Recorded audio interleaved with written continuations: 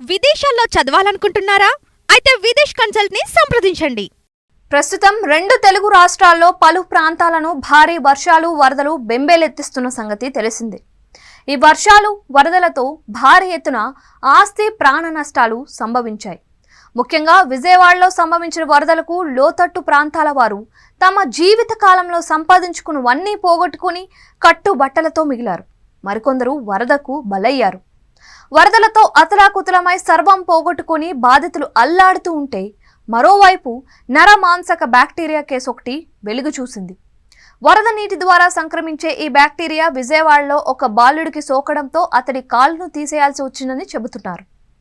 నైక్రోటైజింగ్ fasciitis అనే bacteria వరద నీరు ద్వారా లేదా వాన నీరు ద్వారా శరీరంలోకి ప్రవేశిస్తుందని అంటున్నారు. ముఖ్యంగా కాళ్ళ మడమల వద్ద, కాళ్ళ వెనుక భాగాల్లో మృదువైన కణజాలం ద్వారా నైక్రోటైజింగ్ ఫాసిటిస్ శరీరంలోకి ప్రవేశిస్తుందని చెబుతున్నారు. ఆ తర్వాత మృదువైన మెత్తటి శరీరాన్ని ఈ బ్యాక్టీరియా కొంచెం కొంచెంగా తినేస్తుంది. అంతేకాకుండా ఇన్ఫెక్షన్ వ్యాపింపజేస్తుందని వైద్యులు చెబుతున్నారు. చాలా త్వరగా ఈ ఇన్ఫెక్షన్ ఇతర శరీర భాగాల్లోకి ప్రవేశించి మనిషి ప్రాణాలను హరిస్తుందని వివరిస్తున్నారు. ఫ్లష్ ఈటింగ్ బ్యాక్టీరియాగా కూడా పిలిచే ఈ నైక్రోటైజింగ్ ఫాసిటిస్ను సోకిన వెంటనే గుర్తించాలని, వెంటనే వైద్య చికిత్స తీసుకోవాలని చెబుతున్నారు. చికిత్స తీసుకోవడంలో ఎంత ఆలస్యం చేస్తే అంత ప్రమాదకరమని అంటున్నారు.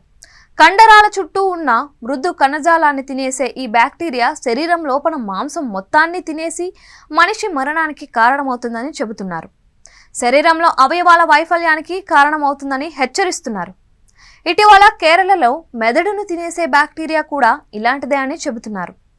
నైక్రోటైజింగ్ ఫాసిటిస్ సోకిన వారికి తీవ్ర జ్వరం, బాగా చలి, కాళ్ల వాపులు ఉంటాయని వైద్యులు చెబుతున్నారు. బ్యాక్టీరియా సోకిన శరీర భాగం చుట్టూ మంట కూడా ఉంటుంది అని చెబుతున్నారు. చర్మం రంగు మారుతుందని, ఎర్రటి పొక్కులు ఏర్పడతాయని పేర్కొంటున్నారు. మనిషి శరీరంలోకి ప్రవేశించిన కొద్ది రోజుల్లోనే బ్యాక్టీరియా మరణానికి కారణమవుతుందని వివరిస్తున్నారు. ఈ నేపథ్యంలో నైక్రోటైజింగ్ ఫాసిటిస్ లక్షణాలు కనిపిస్తే వెంటనే వైద్యులను సంప్రదించాలని చెబుతున్నారు. చిన్నపాటి ఆపరేషన్ ద్వారా బ్యాక్టీరియా సోకిన శరీర భాగాన్ని తీసేస్తారు.